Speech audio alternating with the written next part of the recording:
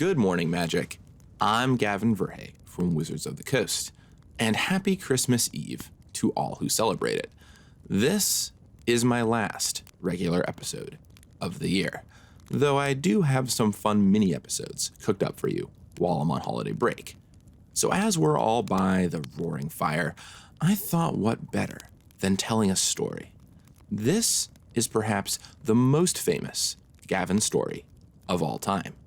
It went viral when I wrote it up back in 2015, and I even get recognized for it on occasion by people who don't even play Magic.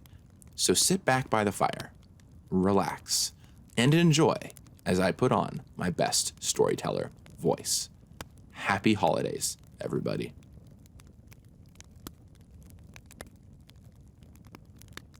The Time I Fell Down a Volcano, originally published February 17th, 2015. Chapter 1. I had to make a simple yet crucial choice, left or right. To my left was part of the trail I thought I had been on before, but didn't have any trail markers on it. To my right was part of the trail I didn't remember going on, but that had multiple trail markers on it.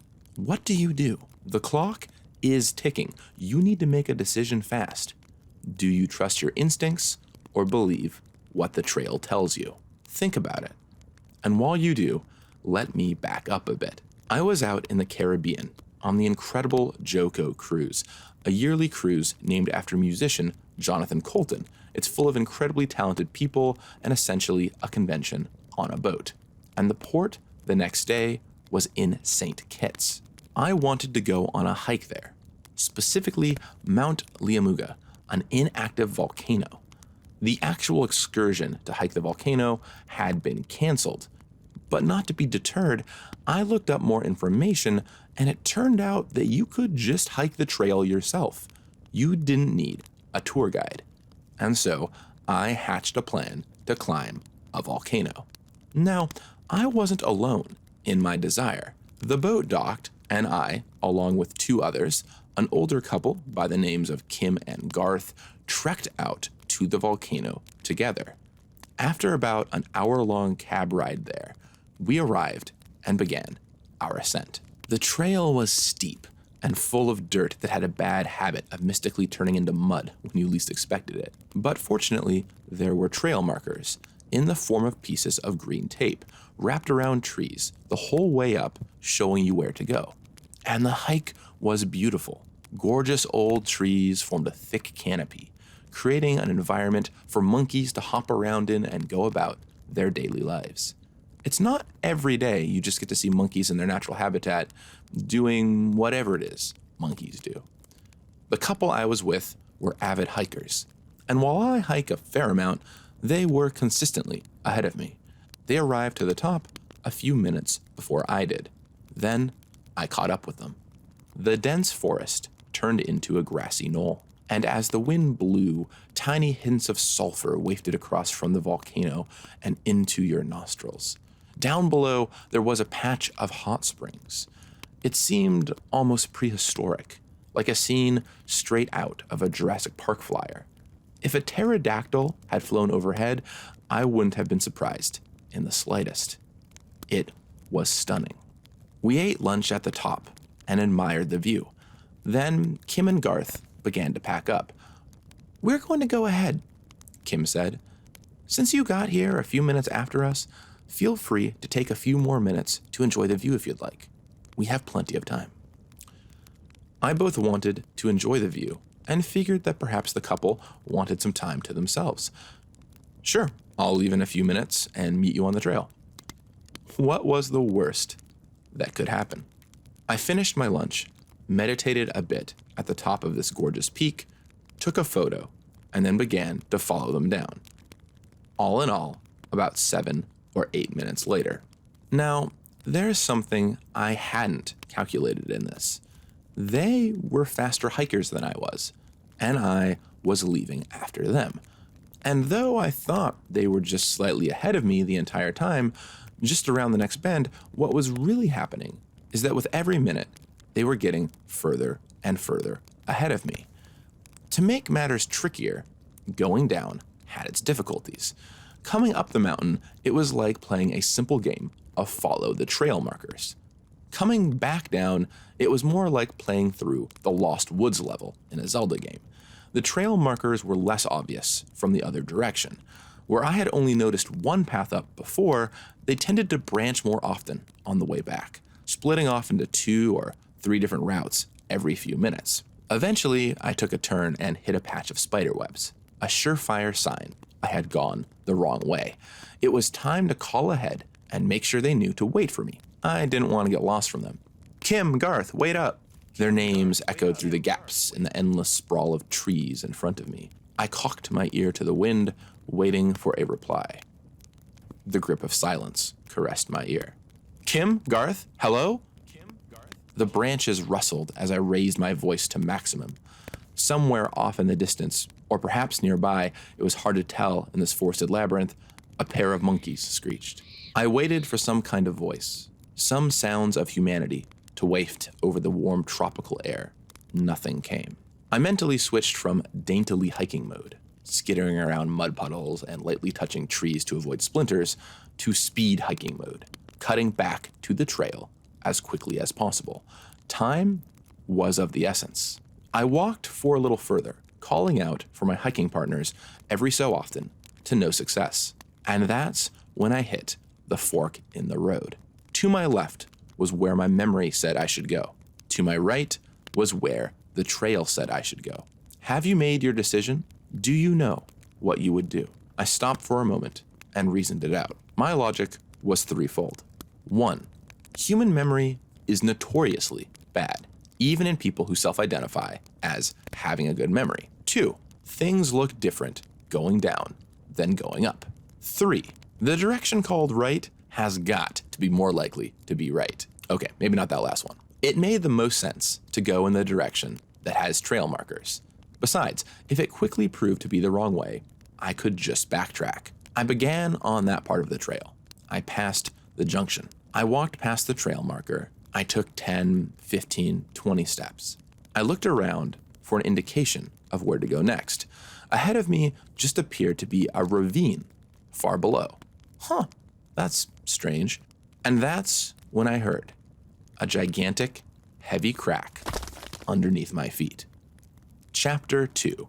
Have you ever watched a disaster movie? There's usually some kind of scene where the earth starts wiggling underneath a character's feet, and you scream at the television set, step backwards, but yet they don't for some reason, and end up falling down. You know that one? Well, let's just say it's a lot easier to scream at the television than it is to actually step backward when it actually happens in real life. The ground underneath me split off and started moving, and I was, well, the word I'll use here is surfing. I was essentially doing an uncoordinated surf down the side of this cliff, and these 15 seconds were some of the slowest and fastest of my entire life. One big roaring blur in which I wobbled along, keeping my balance as best I could, until eventually I could balance no longer and did a combination of accidental falling and purposeful jumping, sticking my arms out backwards, right into a slick of mud, waiting to catch me.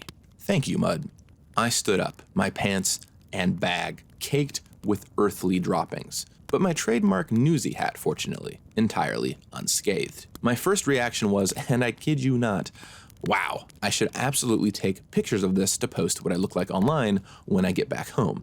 My second reaction quickly overtook all instincts of my first. I need to figure out a way to make sure that I actually survive that long. A bit shaken, I trudged down the ravine slightly further to peer around a corner and see if anything was up ahead. It was just more ravine for as far as I could see. I sat down on a nearby outcropping, thinking of what the best course of action would be from here. I yelled out for my friends several times. Once again, no response. Here is what I knew. At this point, I was basically guaranteed to miss my boat. All I had were muddy clothes, my wallet, my phone, which had no service, I checked, and my bag containing an apple core, a banana peel, an empty water bottle, and, drumroll please, a Royal Caribbean napkin.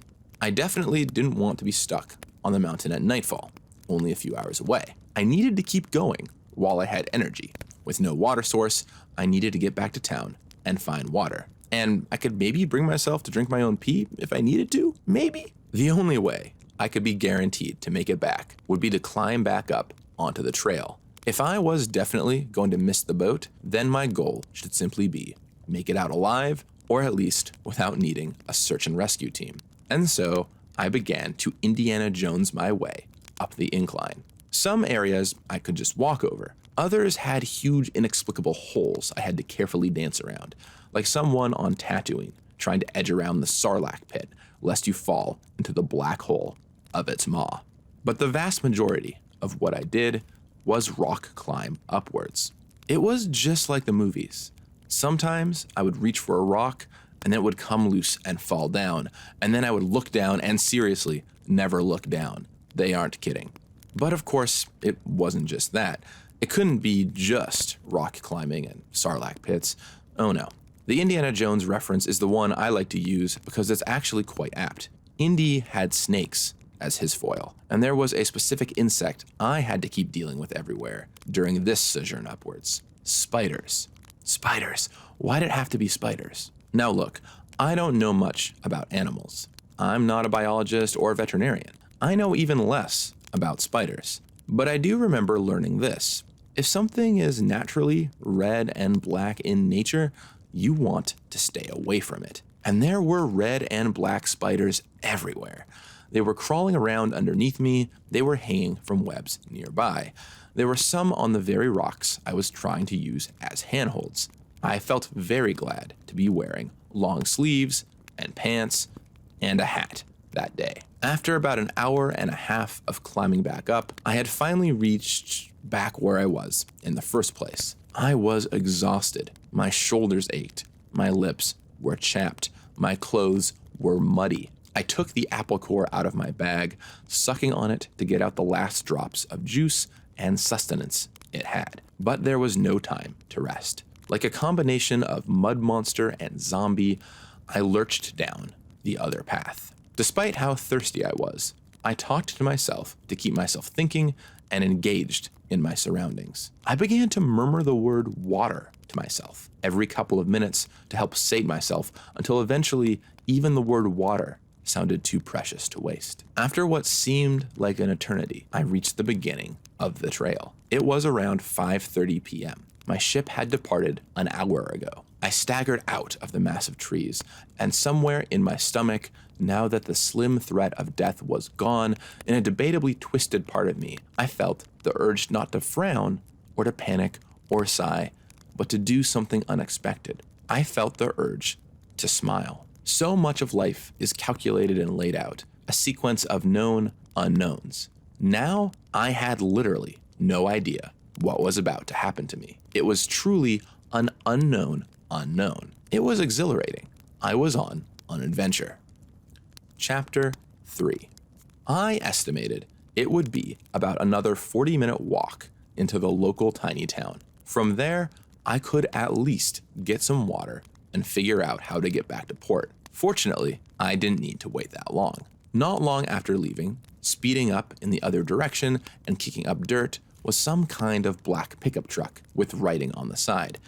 I couldn't make it out. People were standing in the back. It grew closer and closer, and that's when I saw the words on the side: St. Kitts, Search and Rescue. As they got closer, people in the search and rescue started double taking and looking at a piece of paper in their hand.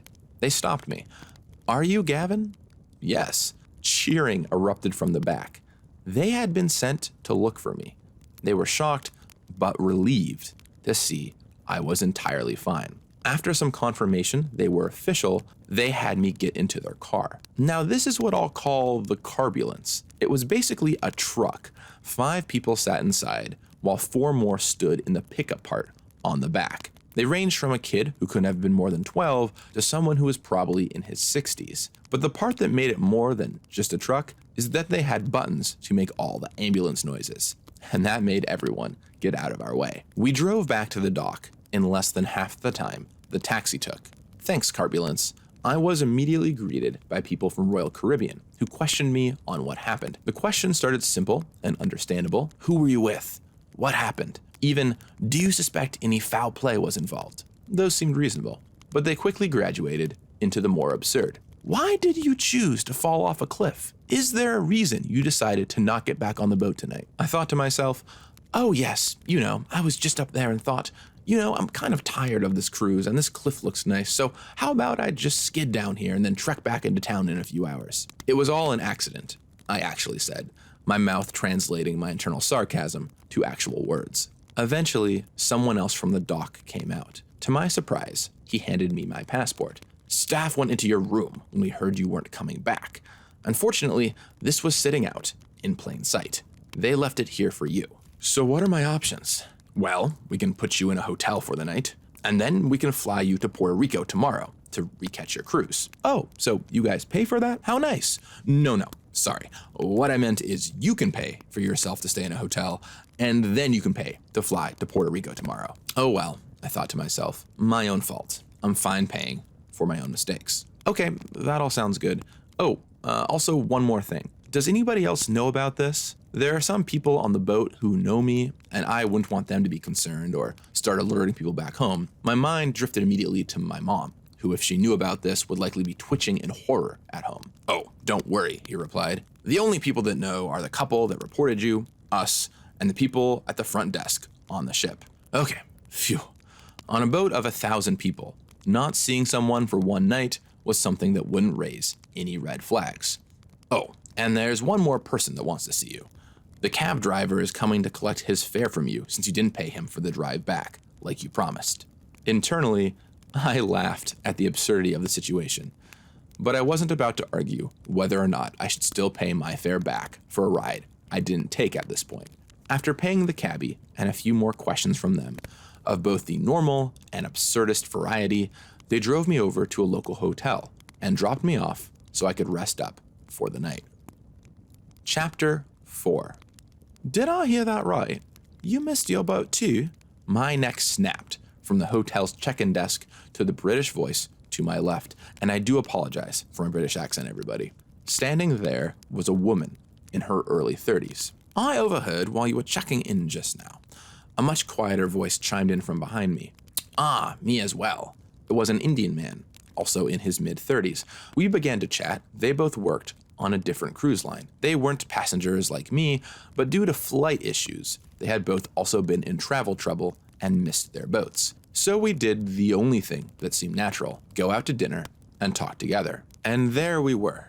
Someone from America, someone from London, and someone from India, somehow convened together on the tiny island of St. Kitts to eat at an Indian restaurant. We relayed stories back and forth. I drank 3 pitchers of water, my first swig of liquid in nearly 7 hours. The food was, to my surprise, some of the best Indian I've ever had. Even the gentleman from Mumbai remarked to the quality. So, Gavin, was it? Gavin, what's your plan for tomorrow? Fly to San Juan? Asked Amy, the lady from London. I nodded. Do you know which airline? She asked. It sounded like I was going to be on Liat Air. I've never heard of them. She laughed. Ah, you're in for a real treat then. I'd fancy getting there early if I were you. Liat is the local Caribbean airline, and is often joked about that their name stands for Leaves Island Anytime. She paused to take a sip from her drink. You can expect a Liat flight to leave an hour late, or an hour early. Once I got there at 8 a.m. for a 9 a.m. flight, and the flight had already left. I drew a breath of warm air. That was good to know, but not what I wanted to hear. We finished our meals and parted for the night. 3 estranged travelers who would never see each other again. I retired to my room, which had Wi-Fi. I turned it on, and my phone immediately blew up with social media notifications. Everybody knew. People back home were worried I was dead or seriously injured. Magic's senior designer, Mark Rosewater, a man with 40,000 Twitter followers, and editor's note, it's a lot more now, and my mom were talking on Twitter. There was a whole hunt for me that had been going on, which I was appreciative for. It's nice to know the entire Magic community has your back in case anything ever happens to you. Wait, my mom. Mark Rosewater even makes a tweet here. Get in touch with your mom. She is concerned. I immediately made a tweet about being okay, then got on Skype and called my mom. The connection was bad, but I have never heard her so relieved that I was entirely okay. I spent about an hour doing a combination of following social media while simultaneously washing my clothes with a washcloth and water, trying to figure out what happened. You see, what Royal Caribbean told me was right. Most people wouldn't have known, except that the couple reported me to the front desk of the cruise ship. And as they were reporting, someone from the Joko cruise just happened to be standing there. And of all the 1,000 people on the Joko cruise, he just so happened to be one of the ones who played Magic and knew who I was and was active on Twitter and knew which Magic personalities to tweet at. He might have been literally the only person on the boat who fit all of those buckets. But yet, there he was. And I'm certainly grateful for it. If it had been something incredibly dire, I'm glad he got the chains moving on it. In this situation, though, it had certainly caused quite a stir. I needed a breather. Despite being late, I walked outside. The hotel was right on the beach. It was a full moon and absolutely gorgeous. The light cloaked the beach in a pale haze, the water reflecting a moonbeam streak. Crouched down on the steps to the beach was a girl, hunched over. Being in the middle of nowhere with nobody else to really talk to, I decided to take a seat a few steps away from her. "Beautiful night, isn't it?" I said. And that opened a long conversation. She had not been having the best of nights. A medical student studying on St. Kitts in an incredibly intensive program, she was away from everything she held dear back home in North America. And while I don't want to get into her personal story too much because it's not my place, it was one of those nights where she just needed to come out by the beach and look at the moon. She was from Vancouver, Canada. Of all places, she was from somewhere that was 3 hours away from where I lived out my life. I was a little reminder of something close to home, of a life that was hard to find on a tiny island, thousands of miles away from your home. I came at exactly the right time. "So, why are you here?" she asked. "So, I was hiking this volcano today and—" "Wait, Mount Liamuga?" I nodded. "No, don't tell me. You got lost up there?" "Don't feel bad about that. The locals get lost up there. 2 of the leaders from my class went up there recently after telling the entire class they were going to prove how it wasn't that bad and ended up getting lost and being forced to stay the night in the forest." Suddenly, I felt a lot less silly for getting stuck up there for a couple hours. At least I didn't spend the night there. Over the next several hours, we told stories and brightened each other's day, all in the glow of the moonlight. It was a moment of 2 strangers meeting for one time in their lives in an odd situation, exactly when they needed it. Eventually, we parted from the beach, both much better for having met the other. She had class in the morning, and I had a flight to catch. Chapter 5.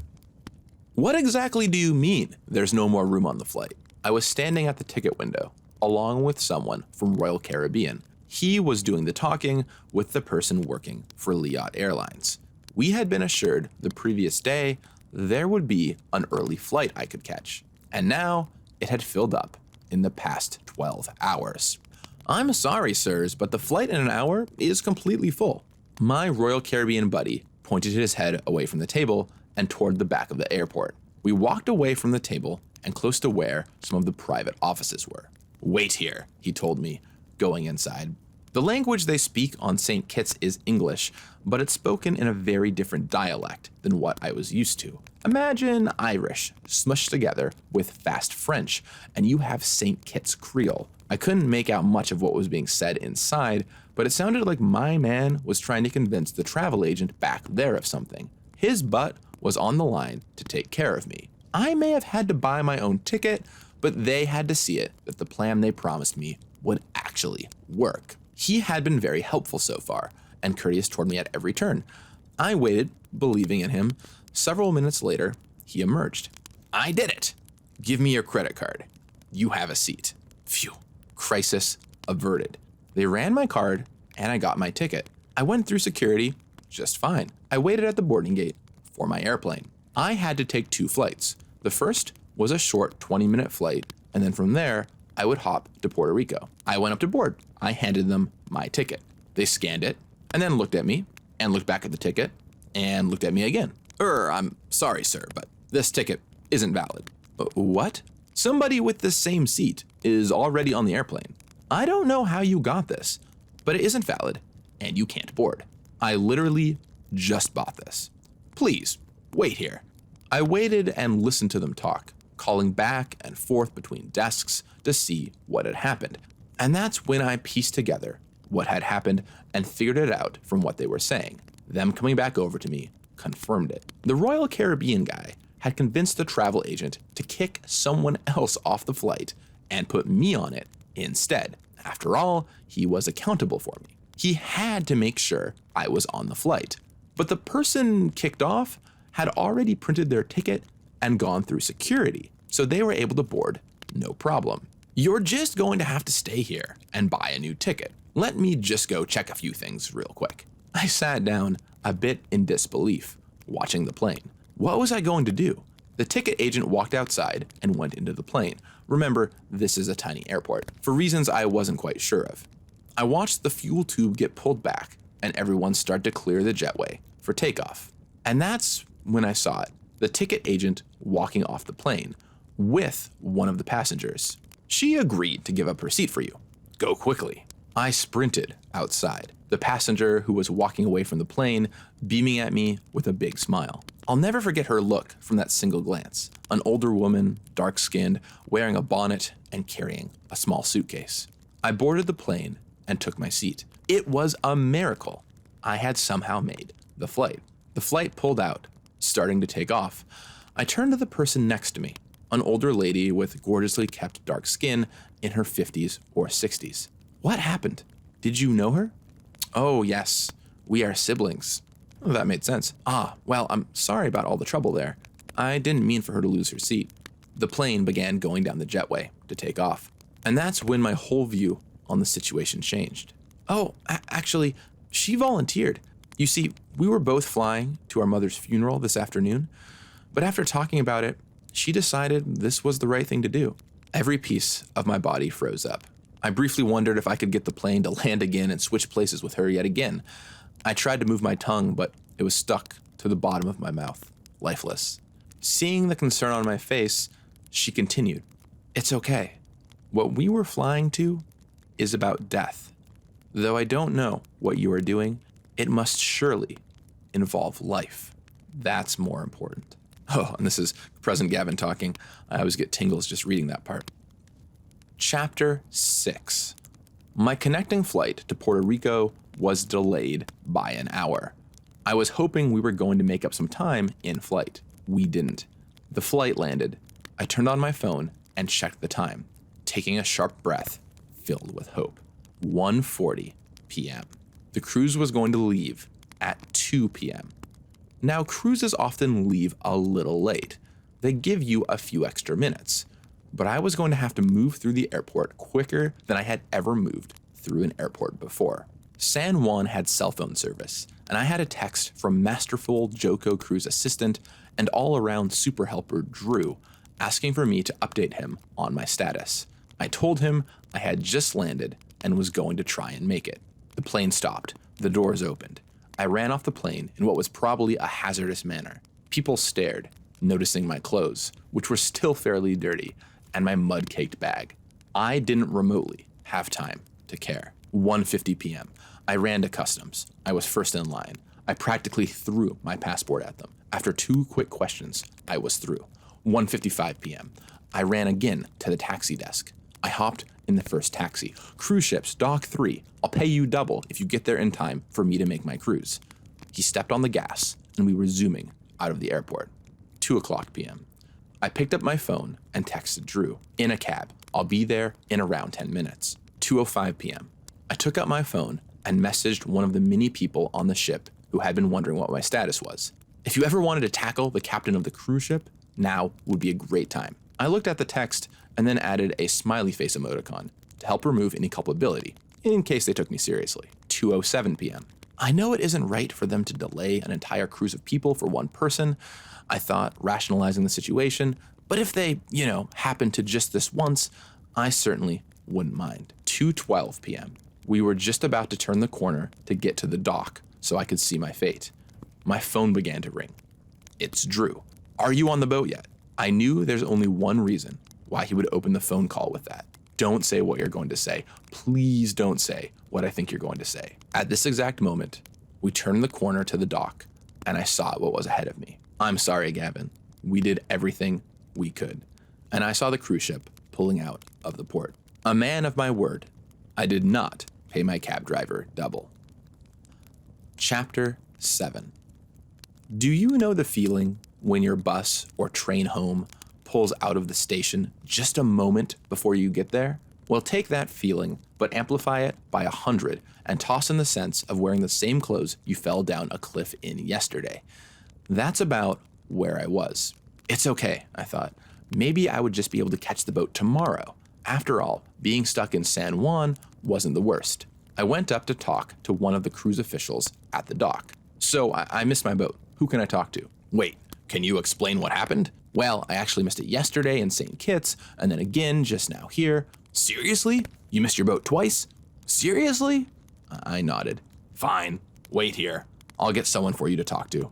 After waiting around, eventually a man in his mid-20s from Royal Caribbean came to talk to me. He walked me back to their back office. So what are my options? Well, you can either fly back to Fort Lauderdale and wait for your cruise to finish and catch up with it there to get your things, or spend a few nights here and then fly out to meet the cruise in Fort Lauderdale and collect your things. Wait, can I just fly into the port and get on the ship tomorrow? Tomorrow's destination is Labadee, Haiti, a private resort. There isn't an airport there. I tried to desperately think of a workaround. Okay, well, could I hitch a ride on another cruise ship there and reboard tomorrow? He looked at me exasperatedly. No, the area is owned by Royal Caribbean, and the next Royal Caribbean ship doesn't go there. Is there any way for me to get there then? No, it is absolutely impossible to catch up with the boat again. It can't be done. You're either staying here or flying to Fort Lauderdale. Do you want American Airlines' phone number or something? I declined and walked away. I needed time to think and figure out what my plan was. I went to a local restaurant, checking in on Wi-Fi, figuring out my plan. I let my friends on the ship know I wouldn't be rejoining them. I posted in the Facebook group saying I was going to try and have a good time in San Juan. I made a tweet about looking for a place to stay in San Juan. If I was going to be here, I was going to make the most of it. An island paradise isn't the worst place to be stuck, I told myself, with a smile cheering myself up. And that was that. I was staying in San Juan. This will be fun, I'm sure. I just really wish I could get to Labadee, Haiti to catch up with my boat. Alas, Labadee, Haiti. Labadee, Haiti. Labadee, Haiti. Labadee, Haiti? Haiti. Haiti? Haiti? Haiti? Chapter 8. I bolted back down to the cruise dock. I needed to talk to someone at Royal Caribbean again. Hey, do you work in customer relations and information here? Yes, I do. How can I help? She looked excited to help and positive, though potentially newer. Okay, so I missed my boat in St. Kitts and again here, and seriously? You missed your boat twice? Seriously? I waved my hands in the air. Yes, I missed it twice. Never mind that. Look, if I was able to get to Labadee, could I reboard my ship there? She took a moment to reply, twisting her neck and rubbing her temple. Maybe. Like, I don't think that's a thing people do. But yeah, I guess I don't see any reason why not. Okay, what kinds of problems would I face getting there? Well, you have to go through Haiti to get there, which has its own state of affairs. And at the gates of Labadee, they have, like, I think, armed guards, and they don't like people very much. But I don't think they'd shoot you or anything. Yeah, and you guys would make sure I was safe if I went there, right? Well, actually, Royal Caribbean is not liable for any injuries or otherwise you were to sustain on your trip there. So you're kind of on your own. She creepily beamed as she said that, in a tone that was a combination of, here's straight legal text from a manual, and no, you definitely can't sue us. It looks like I had something to think about. I left and headed to the hotel I had just booked. It was this tiny place in a residential neighborhood you walked through a garden to get to. I checked in, walked through the entrance, and heard wind chimes, trickling water, and birds chirping. Called Dreamcatcher, it was, unbeknownst to me, a relaxing retreat that was incredibly zen. It was billed as a vegetarian hotel and had quiet hours with yoga class under the stars in the evenings. It is one of the most relaxing hotels I have ever stayed at. There was a literal hammock in my room with a view out the window. This was exactly what I needed. I sat on my phone in the hammock, listening to the shrill ring of wind chimes running through my options. If I wanted to fly to Haiti, there was a tiny airport in a town called Cap Haitian that was about a 45-minute drive from Labadie, where the cruise was. I could, theoretically, fly in there, take a cab, and provided I could get past the armed guards, get back onto the boat. There was exactly one seat left on a flight that left at 6 a.m. the next morning I could take to get there. Alternatively, staying in San Juan for a few nights sounded pretty good too.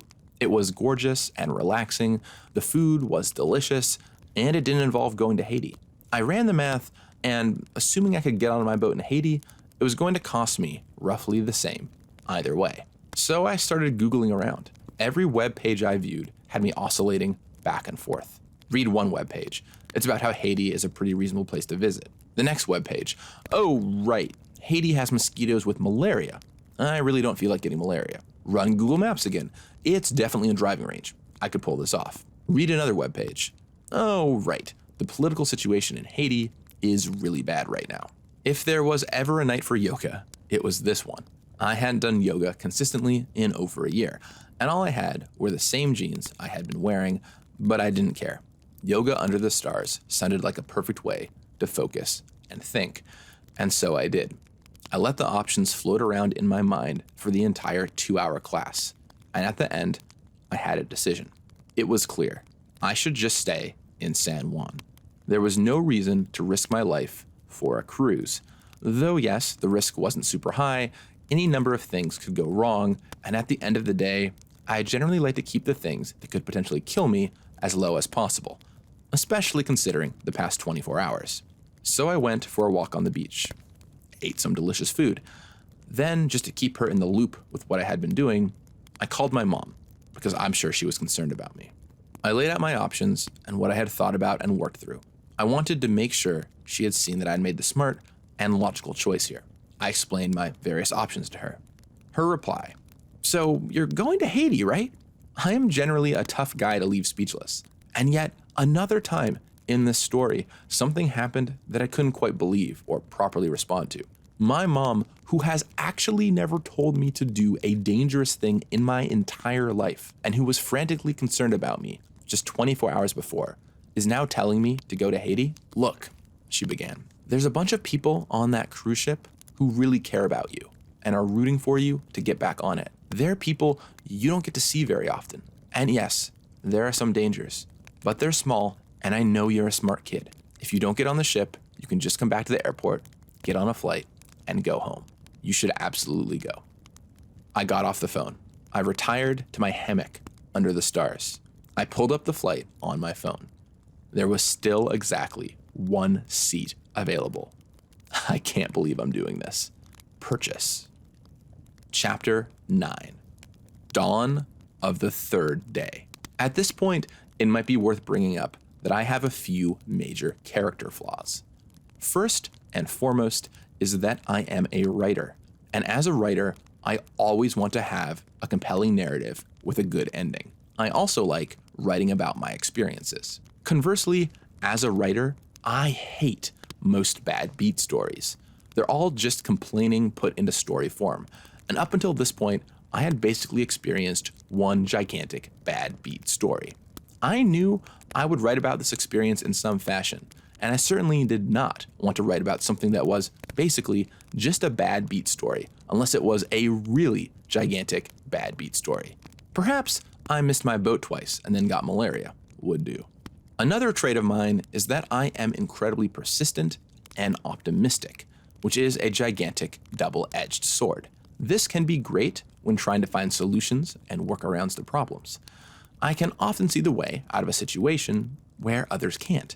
The downside to this is that often I have to be sure that something absolutely isn't possible before I'm willing to admit it's not possible, which sometimes gets me going down optimistic paths that blind me to the best realistic decisions. Finally, I love adventure. There is a huge part of my subconscious that I am starting to believe tries to constantly sabotage me on purpose for the sake of having adventures. This is the part of me that makes me smile after I've fallen down a cliff and missed my boat. You could claim that this causes me to make sequences of bad decisions, but I don't know that it's fair to say they are bad decisions because they have certainly made my life a lot more interesting and exciting. It was mostly a combination of these three things that put me in Miami airport in the early morning on Friday, waiting for my connection to Haiti. I'll let that sink in for a moment. I was flying to Haiti via Miami, a quick jaunt from where the cruise would dock 2 days later. I might have been being a little stubborn here. In my airport, I armed myself just in case things went awry in Haiti. Drinking the water there is a bad idea because of cholera, so I filled up 2 water bottles. I picked up food. I bought a scarf to cover my face and neck as much as possible to protect against mosquitoes. And for the finishing touch, I used my Royal Caribbean cloth napkin I had been carrying around this entire time to wrap around some open parts on my neck for an extra layer of protection. I'm sure I looked ridiculous, but I didn't really care. I was ready, or at least I hoped. My flight took off. I thought for a long time on the flight. I still couldn't believe I was on my way to Haiti like this, but there I was. I formulated a plan in my head, going over the maps I had saved on my phone the night prior. The flight landed. I looked out the window, and this is the first thing I saw. This is what Cap Haitian Airport looked like. And if you can see this picture, it does not look much like an airport I'm used to. And suddenly, I realized where I was. I had just flown into a third world country where literally all I knew was 1, everything I Googled the previous night, and 2, that the Haitian from Heroes was from here. That's it. If I wanted adventure, I was sure getting one this time. I got out in the airport and looked for a taxi driver. The more common mode of transport in Haiti are tap-taps, slang for riding on the back of a truck with tons of other people. But that wouldn't work for where I needed to go. There was just one taxi driver around, wearing a bright yellow shirt with a mess of hair and a very well-kept mustache. I approached him. "Can you take me to Labadee?" He leaned in and indicated he didn't really speak English. "Labadee." He nodded. 100. I shook my head. 40. 100. 40. 90. 40. 80. 40. About 5 minutes later, I had him down to 40. We went outside. It was a scrum of people, all packed as tightly as possible. We got into a car. I wouldn't call it his car because he didn't seem to know how to operate it, and he had to get someone to explain it to him. And then we were off, right into the city of Cap Haitian. There are a lot of things I could describe about the city. I could tell you about some of the scenes there, about how the thing that so vividly sticks out in my head is this overturned cart of fruit on the side of the street that had multiple goats eating out of it. But I don't need to. You can look at any picture on a quick Google image search and see what Haiti looks like. What Google can't show you is the smell. It was not that I had ever smelled this before. It was that I hadn't smelled so much of it so strongly. Imagine in your nose the smell of garbage, smog, and a New York subway all rolled into one, then amplify it to 3 times past its normal strength. That was the persistent smell in the city. That is the part that surprised me the most. But I will say that after being there and seeing it with my own eyes, I'm donating money to help people in Haiti. There's something about physically being in a place that makes you feel things. Pictures of it just can't. But here is what I want to stress. Yes, the city may be below what we in the US consider our standard of living, but it is still beautiful in its own way. And moreover, the country is still beautiful. It's not the cleanliness of the city that defines the country. To thousands upon thousands of people, this is the world they call home. It was at about this point that my cab driver reaches over to put on his seatbelt. That's when I knew things were going to get bumpy. It was like the Indiana Jones ride at Disneyland in real life. We drove past ramshackle houses and beggars on the street, and as we were getting closer and closer, I realized I needed to tell my cab driver something very important. You see, there are 2 Labadees. There is where the cruise ships dock, a gorgeous Disneyland version of Haiti I had been to before, where everything is perfect and food abounds, and the actual Haitian city of Labadee, which is more of a fishing village. I wanted to go to the first one and definitely did not want the second. But he didn't speak any English other than numbers. Parlez-vous français? He looked over at me, shaking his head. Of course, of all the cab drivers in Haiti, where one of the national languages is French, he doesn't speak French. I tried thinking of other ways to communicate. Sprechen Sie Deutsch? Nothing. Espanol? He nods slightly. Los barcos gigantes, which means the giant boats. He nodded enthusiastically. Who knew this is where my Spanish would come in most handy of all the places I visited this adventure? We drove for a little while longer, and eventually we passed a clearing and I saw the cruise ship off in the distance. I was so close to getting back on the boat that I could practically taste that mediocre Caesar salad the boat could serve me for dinner. We got close to what looked like an establishment of some kind about a minute or two walk away. The cab driver stopped the car, looked over at me, and popped open the door, rubbing his hands as the universal sign for pay me. I pulled out my money and looked at him quizzically. He opened his mouth, moving his tongue around the corners to take his time to come up with the right English words. Eventually, he says, "They no like us here." I get out, and the cab driver drives away. I begin to move forward toward where the fence and the armed guards are. This is it. Everybody looks at me funny. Someone wearing a bright blue shirt comes out to speak with me. "Can I help you?" He barks. "Hi, I'm looking to get into Labadee. Sorry, you can't get there today. There's a ship in port. I know it's kind of an odd situation. You see, I'm actually supposed to be on that boat, and it doesn't matter. You can't get through here. Unless you work there, nobody gets through here. I'm sorry, but you're going to have to go back." Chapter 10. It is at this point that terror began to creep in a little bit. What was I doing? I was just dropped off in the middle of Haiti, past all kinds of areas I really don't want to walk through. I came all this way here, and I have no transport back. The environment wasn't helping. There's something you've probably never noticed if you've been to Labadee.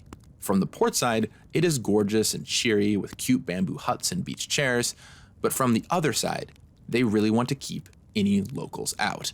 Not only do they have armed guards, but the Disneyland-esque paradise of Labadee is separated from the rest of Haiti by a barbed wire fence and a tall 15-foot white wall.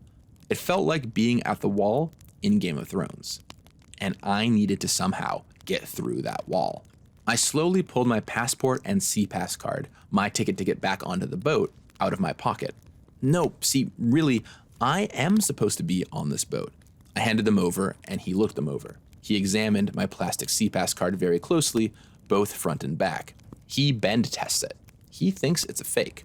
"Sorry, you can't get through here. Look, I am supposed to be on that boat, and I have no way back. People on the boat can vouch for me. If you call someone who works on the ship, they will understand." He whispered into his radio, and I waited for a while. Eventually, someone came out on a golf cart. "Is there a problem here? Can I help you?" "Hi, I'm supposed to be on that boat. See, here are my documents."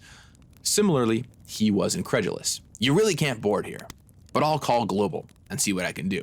He took my documents, drove back on his golf cart, and goes to presumably call someone. I take a seat on a bench.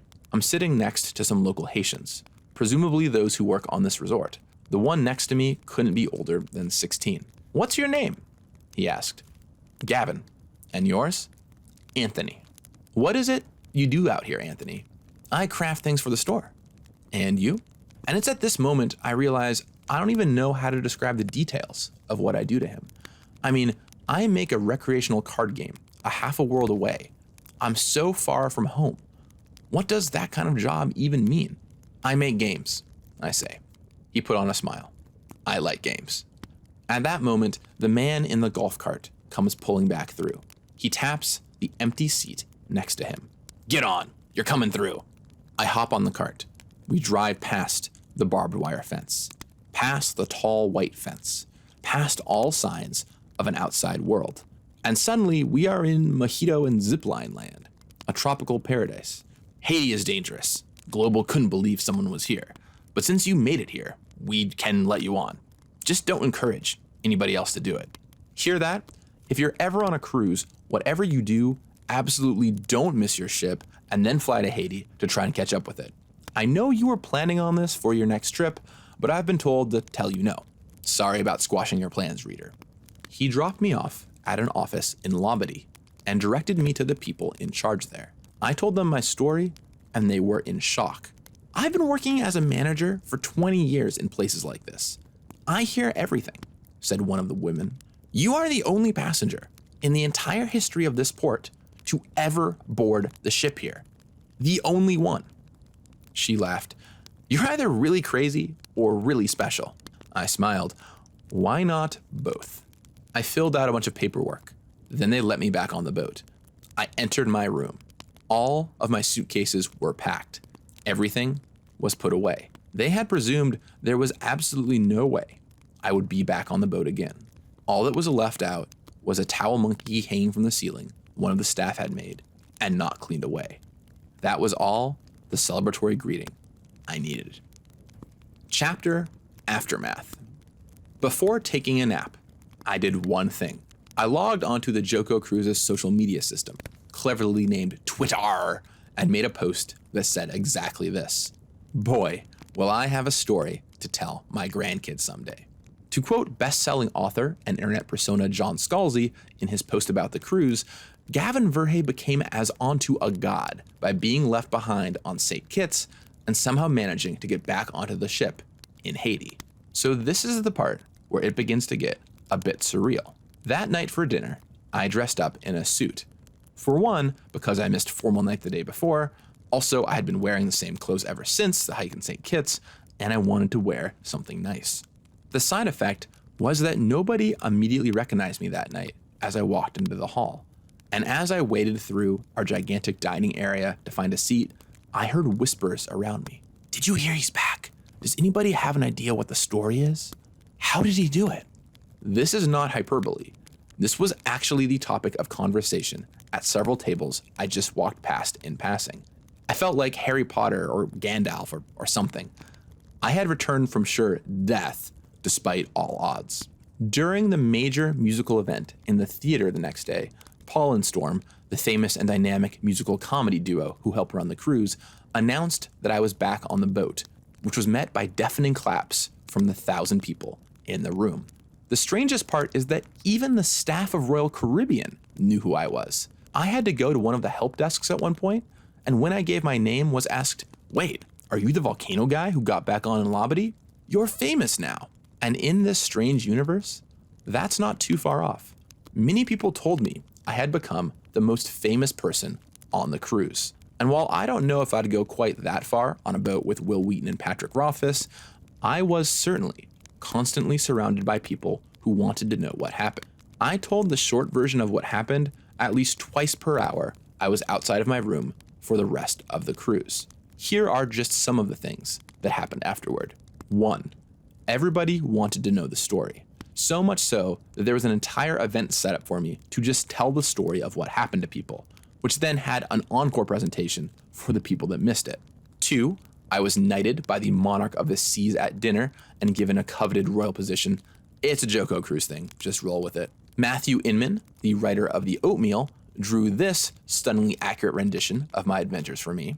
I was asked by multiple people if they could tell my story again next year so that the legend would live on. And after the cruise, it still hasn't stopped. I was sent this picture a few days ago that my friend Katie doodled, and it's me falling down a volcano while my cruise ship goes away. Or, in what is perhaps my favorite piece of all this Facebook message. Hey Gavin, I was sharing your story about everything you went through with my parents this evening. They're about to embark on a cruise tomorrow. In talking about everything that you went through, passports came up, and they realized that they'd left theirs at home. Thankfully, they still have enough time to go home tonight and get them, and still make the ship tomorrow. So your story saved my parents' cruise. Guess that's weight for the lucky side of the equation. Thanks again for sharing your experience with the rest of us sea monkeys, and I'm really glad things worked out. Hope your trip home was uneventful. And that's just some of what happened. It was like nothing else I've ever experienced, or probably will experience again. And a side note from present day Gavin here, that after I posted this, the story went kind of viral and it got even bigger, so it only got wilder from here. You know, there's this well-known psychologist I follow named Richard Wiseman. He's done a lot of research on luck and what makes a person feel lucky or unlucky, culminating in a report called The Luck Factor, which is well worth a read. My favorite test he ran was this. He took a huge group of people who either considered themselves very lucky or very unlucky. He posed them the following question. Imagine you're waiting to be served in a bank. Suddenly, an armed robber enters, fires a shot, and the bullet hits you in the arm. Are you lucky or unlucky? Those who identified as the former tended to say that they were lucky. They were only shot in the arm. In contrast, unlucky people viewed the situation as a disaster. They were unlucky to be shot at all. So, was I lucky or unlucky? Objectively, this looks pretty unlucky, but in individual circumstances, I feel pretty lucky that nothing really bad happened. I wasn't injured, I eventually made my ship, and I don't have malaria. Maybe I'm crazy for saying I feel lucky. That's probably just my character flaws talking. But it's not every day you get to go on a journey like this, one I'll remember for the rest of my life. An end. Well, that closes out the story.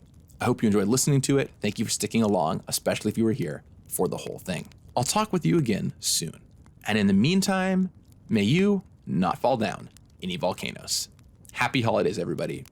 You got this. Here in card slot number 1, we've got Well of Lost Dreams right here as well, continuing the panorama. And there's a Fibble Thip hidden on each one of these cards. So they make a panorama all together, but there's also a Fibble Thip here. So, of course, Path to Exile, staple in Modern, Legacy, Commander, all the